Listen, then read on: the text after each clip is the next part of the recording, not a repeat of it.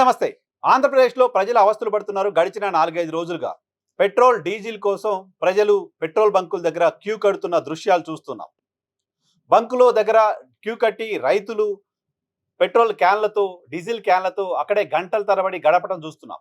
అనేక బంకుల్లో no stock బోర్డులు చూస్తున్నాం. కొన్ని చోట్ల ధర కంటే ఎక్కువ పెంచి అమ్మడం చూస్తున్నాం. దేశవ్యాప్తంగా ఎక్కడా లేనిది ఆంధ్రప్రదేశ్‌లో మాత్రమే ఈ కొరత ఎందుకొచ్చింది?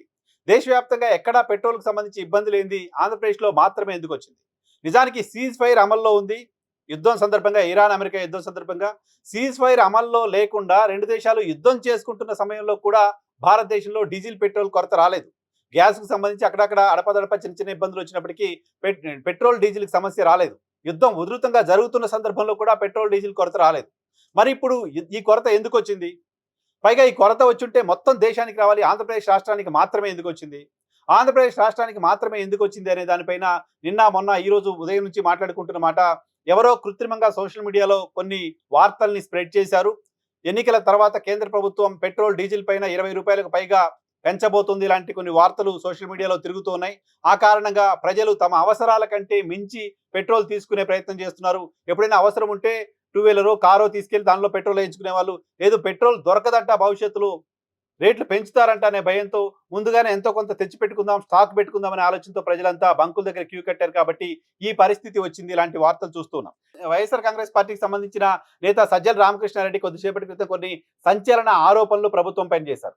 ప్రభుత్వం పైన ఆయన చేసిన ఆరోపణలకు సంబంధించి ప్రభుత్వం వైపు నుంచి ఇంకా సమాధానం రావాల్సి ఉంది. ప్రభుత్వం ఎలా స్పందిస్తుందో చూడాల్సి ఉంది. ఆయన చేస్తున్న ఆరోపణ, ఆయన దగ్గర ఉన్న ఆధారాల ప్రకారం ఆయన చెప్తున్న మాట, ఆయిల్ కంపెనీలకు ఆంధ్రప్రదేశ్ రాష్ట్ర సివిల్ సప్లైస్ శాఖ ఈ నెల 24న ఒక లేఖ రాసింది. ఆ లేఖలో ఏముందంటే, అమరావతిలో పనులకు సంబంధించి, అమరావతిలో పనులు చేయడానికి సంబంధించి, అమరావతిలో జరుగుతున్న అభివృద్ధి కార్యక్రమాలకు సంబంధించి పెట్రోల్, డీజిల్ అవసరం అక్కడ ఉంది కాబట్టి 2,75,66,000 లీటర్ల డీజిల్ని ఆ కంపెనీలన్నీ అమరావతి ప్రాంతంలో పనుల కోసం ఇవ్వాలి అని ఆయిల్ కంపెనీలకు సివిల్ సప్లై శాఖ లేఖ రాసింది అనేది సజ్జల రామకృష్ణారెడ్డి చెప్తున్న మాట. సో ఈ లేఖ రాయడంతో పెట్రోల్ కొరత రాబోతుందేమో అనే అంశం ఎక్కువగా స్ప్రెడ్ అయింది. పైగా ఇలా ఒక ప్రభుత్వ శాఖ, సివిల్ సప్లైస్ డిపార్ట్మెంట్ ఫలానా వాళ్ళకి డీజిల్ ఇవ్వండి, పెట్రోల్ ఇవ్వండి అంటూ అధికారికంగా ఒక లేఖ రాయడం అనేది గతంలో ఎప్పుడు జరగలేదు, అలా రాయకూడదు కూడా. ఈ లేఖ రాయడం సరైంది కాదు. ఈ లేఖని వెనక్కి తీసుకోండి అంటూ కేంద్ర ప్రభుత్వం చెప్పిన తర్వాత ఆ లేఖను వెనక్కి తీసుకున్నారు. కేంద్ర ప్రభుత్వం లేఖను వెనక్కి తీసుకోండి, ఆయిల్ కంపెనీలకు మీరు లేఖ ఎలా రాస్తారు ఇంత డీజిల్ ఇవ్వమని అని కేంద్ర ప్రభుత్వం, రాష్ట్ర ప్రభుత్వం పైన సీరియస్ అయినట్లుగా కూడా ఆయన చెప్తున్నారు. సో అప్పటి నుంచి 24వ తారీఖు లేఖ రాశారు.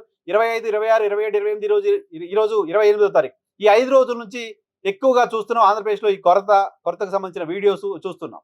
సో ప్రభుత్వం కృత్రిమంగా సృష్టించిన కొరతగా వైఎస్ఆర్ కాంగ్రెస్ పార్టీ దీన్ని ఆరోపిస్తోంది. ప్రభుత్వం చర్యల కారణంగా, ప్రభుత్వం పెట్రోల్, డీజిల్ కొరత రాబోతుంది ఇలాంటి ఒక ఇండికేషన్ ప్రభుత్వమే ఇచ్చిన కారణంగా ఈ పరిస్థితి వచ్చింది అనేది వైసీపీ చెప్తున్నమాట. క్రెడిట్ ఇవ్వట్లేదు, క్రెడిట్ కారణంగా క్రెడిట్ ఇవ్వడానికి సంబంధించి ఇబ్బందులు పెడుతున్నాయి కంపెనీలు. ఆ కారణంగా కంపెనీలు పెట్రోల్ బంకులకు పెట్రోల్, డీజిల్ ఇవ్వట్లేదు లాంటి ఒక ప్రచారం కూడా జరుగుతోంది. నిన్న, మొన్న ముఖ్యమంత్రి సమీక్షలు చేస్తున్నారనే సందర్భంగా వచ్చిన వార్తలు కూడా ఇవే. క్రెడిట్ ఇవ్వట్లేదు, ఆ కారణంగా సమస్య వస్తుంది అని. కానీ అసలు ఆయిల్ కంపెనీలు దగ్గర పెట్రోల్ బంకులు సంబంధించిన యజమానులు ఎవరైనా క్రెడిట్ పెట్టాల్సిన అవసరమే ఉండదు కదా. ఒకవేళ క్రెడిట్ పెట్టాల్సిన అవసరం వస్తే క్రెడిట్ ఇవ్వని పరిస్థితి ఆయిల్ కంపెనీలు కేవలం ఆంధ్రప్రదేశ్లో ఉన్న పెట్రోల్ బంకులకు మాత్రమే ఎందుకు చేస్తాయి? దేశవ్యాప్తంగా ఉన్న బంకులకు మాత్రం ఎందుకు చేయవు? ఆంధ్రప్రదేశ్లో ఉన్న బంకులకు సంబంధించిన వాళ్ళకి మాత్రమే క్రెడిట్ ఇవ్వకుండా దేశంలో మిగతా వాళ్ళందరికీ ఇస్తారా? ఆంధ్రప్రదేశ్ కోసం మాత్రమే ప్రత్యేకంగా ఆయిల్ కంపెనీలు లేవు, మొత్తం భారతదేశానికి సంబంధించిన ఆయిల్ కంపెనీలు కదా. సో క్రెడిట్ ఇవ్వట్లేదు అనే అంశానికి సంబంధించి జరుగుతున్న ప్రచారంలో వాస్తవం లేదనే విషయం ఇక్కడ అర్థమవుతుంది. సో కృత్రిమంగా సృష్టి జరగడం వెనక రీజన్ ప్రభుత్వం తీసుకున్న అనాలోచిత చర్య కారణంగానే ఈ పరిస్థితి వచ్చిందని చెప్తున్నారు. ఇప్పుడు సరే, కృత్రిమంగా సృష్టించి ప్రభుత్వం లేఖ కారణంగా కృత్రిమ సృష్టి రావడం వల్ల ఈ పరిస్థితి వచ్చిందా, లేకపోతే సోషల్ మీడియాలో వార్తల వల్ల ఈ పరిస్థితి వచ్చిందా తెలియదు, కానీ కాన్సిక్వెన్సెస్ మాత్రం చాలా దారుణంగా ఉన్నాయి. ఆంధ్రప్రదేశ్లో ఆక్వా పరిశ్రమ ఎక్కువగా ఉంటుంది. ఆక్వా పరిశ్రమకు సంబంధించి రైతులు డీజిల్ ఎక్కువ వాడుతూ ఉంటారు.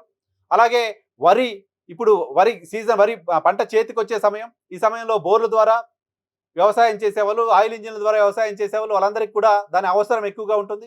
సో ఆ కారణంగా ఆ రైతులు తీవ్రంగా ఇబ్బంది పడుతున్నారు. పంట చేతికి వచ్చే సమయంలో డీజిల్, ఆయిల్ కొరత కారణంగా పంట చేతికి రాకుండా ఎండిపోయే పరిస్థితి వచ్చింది. రైతులు ఆందోళన చెందుతున్న పరిస్థితి కనపడుతుంది. సేమ్ టైం ఆక్వా పరిశ్రమకు సంబంధించిన వాళ్ళంతా ఒక్కరోజు 2 రోజులు ఆయిల్ కొరత వాళ్ళకున్న, ఆయిల్ అందుబాటులో లేకపోయినా సో మొత్తం ఆక్వా పరిశ్రమ పూర్తిగా దెబ్బతినే పరిస్థితి ఉంటుంది.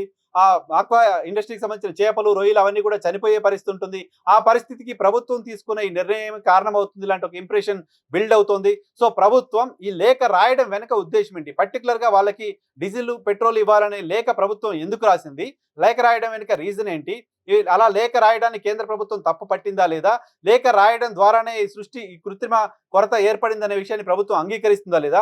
3 రోజులుగా ముఖ్యమంత్రి, సివిల్ సప్లై శాఖ మంత్రి మాట్లాడుతూ ఉన్నారు. సివిల్ సప్లై శాఖ మంత్రి నిన్న ఏదో మాట్లాడినట్టున్నారు. ఆయన 4 రోజులుగా ఈ అంశం పైన మాట్లాడినట్టు కనపడలేదు.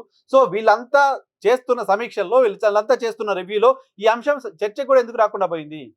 సోషల్ మీడియాలో చేస్తున్న ప్రచారం వల్ల జరిగిందంటే, సోషల్ మీడియాలో చేస్తున్న ప్రచారం మొత్తం దేశం అంతా కూడా ఉండాలి కదా. కేవలం ఆంధ్రప్రదేశ్‌కి సంబంధించిన సోషల్ మీడియా ఉండదు. ఆంధ్రప్రదేశ్‌లో సోషల్ మీడియా వాడుతున్న వాళ్ళంతా అక్కడ ఏం జరుగుతుందనేది ప్రపంచం అంతా చూస్తారు. పక్క రాష్ట్రంలో చూస్తారు. మిగతా చోట్ల కూడా చూస్తారు.